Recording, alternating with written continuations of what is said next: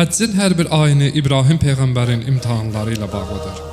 Hər il milyonlarla insan İbrahim Peyğəmbərin izindən gedərək Kəbəni təvaf edirlər. Səfa və Mərvə arasında qaçır, şeytana daş atırlar, qurban kəsirlər. Bunların hamısı bir Peyğəmbərin həyat hekayəsidir. Bütün bu ayinlər 1000 illər əvvəl baş vermiş hadisələrin bir davamıdır.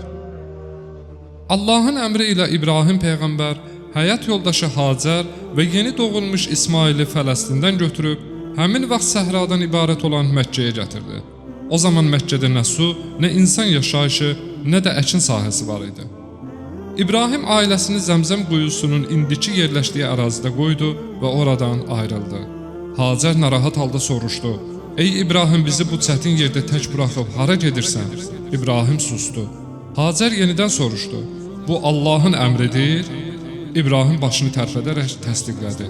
Hacər dərhal səbr edib dedi: "Əgər bu Allahın əmri ilədirsə, o bizi qoruyacaqdır." İbrahim ailəsindən uzaqlaşandan sonra dua etdi: "Ey Rəbbim, mən ailəmi sənin müqəddəs evinin yanında bitki bitməyən bir vadidə yerləşdirdim ki, namaz qılsınlar. Sən insanların qəlbində onlara sevgi yarat və onları roziləndir ki, sənə şükr etsinlər." İbrahim ayrıldıktan sonra Hacər və körpə İsmail tək qaldılar. Yanlarında olan az miqdarda su və yemək tükəndi. İsmail susuzluqdan ağlamağa başladı. Hacər isə su tapmaq üçün ətrafda qaçmağa başladı. O Səfa təpəsinə qalxdı, sonra Mərvə təpəsinə qaçdı. Hacər bu iki təpə arasında 7 dəfə qaçaraq su axtardı, amma heç nə tapmadı. Tam ümidsiz halda İsmailin yanına qayıtdıqda gördü ki, İsmail ayaqları ilə yeri qazıyır və oradan su çıxır. Hacər tez suyun üstünə qum yığdı ki, axıb getməsin və dedi: "Zəmzəm." Beləcə Zəmzəm suyu Allahın möcüzəsi olaraq yerin altından çıxdı. Bu hadisə Səfa və Mərvə arasında səy etmənin başlanğıcı oldu və həcc ayinlərinin vacib hissəsinə çevrildi. O gündən etibarən Zəmzəm adlanan bu quyunun çıxmasından sonra həmin məntəqənin üzərində quşlar uçmağa başladı. Oradan xeyli aralıda yaşayan Zərhəm qəbiləsi quşların uçuşundan su tapıldığına əmin oldu.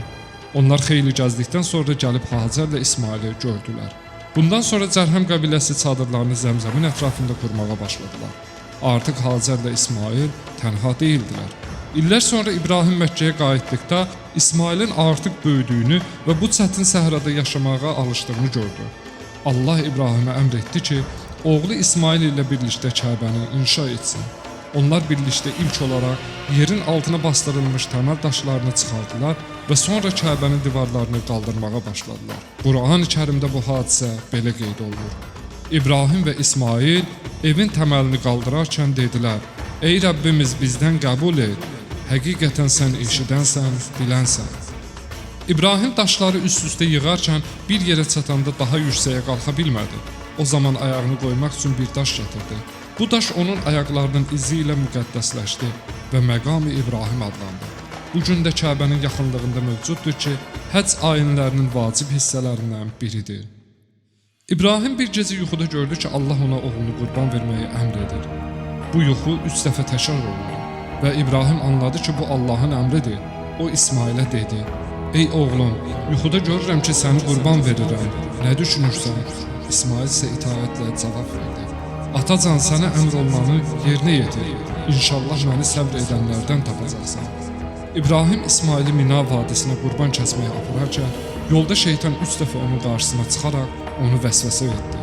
Şeytan İbrahimi bu əmrə əməl etməkdən çəkindirməyə çalışdı. İbrahim Allahın əmrindən dönməmək üçün əlindəki daşlardan götürüb şeytana atdı. Şeytan 3 dəfə fərqli yerlərdə gəldi və İbrahim hər dəfə ona 7 daş ataraq onu qovdu. Bu hadisə həcc zamanı Mina vadisində şeytanın daşlanması ayininin əsasını təşkil edir. Həccə gedən müsəlmanlar bu gün də Cəmərat adlı yerdə 3 sütunu daşlayaraq İbrahimin etdiyi kimi şeytanı qovmağı simvolik şəkildə həyata keçirirlər. İbrahim əleyhissalam oğlu İsmailin gözlərini bağladı və bıçağı boğazına çəkdi, lakin bıçaq kəsmədi. O zaman Allahdan bir nida gəldi: "Ey İbrahim, sən artıq yuxunu doğrultdun. Biz itaət edənləri belə mükafatlandırırıq." Bu imtahandan sonra Allah İsmailin yerinə bir qoç göndərdi və İbrahim onu qurban kəsdi. Bu hadisə Qurban Bayramının və həccin qurbanlıq ayininin əsasını təşkil edir. İbrahim Allahın imtahanlarından keçdikdən sonra Ərəfat vadisində dayanıb Rəbbinə dua etdi. Orada günahlarının bağışlanmasını dilədi və ümmətin gələcəyi üçün Allaha yalvardı. Bu səbəbdən həcc ibadətinin ən mühüm rükünlərindən biri Ərəfatda dayanmaqdır. Həcc ziyarətinə gedən hər bir müsəlman Zilhiccə ayının 9-cu günü Ərəfatda dayanmalı və dua etməlidir. Həcc ibadəti İbrahim peyğəmbərin ailəsinin imtahanları və sınaqları nəticəsində formalaşmışdır. Onun həyatında baş verən hadisələr təkcə keçmişin deyil, bugünkü həccin əsasını təşkil edir. Hər il milyonlarla müsəlman eyni ibadətləri yerinə yetirərək İbrahim və onun ailəsinin Allaha olan sədaqətini xatırlayır və onların izindən gedir.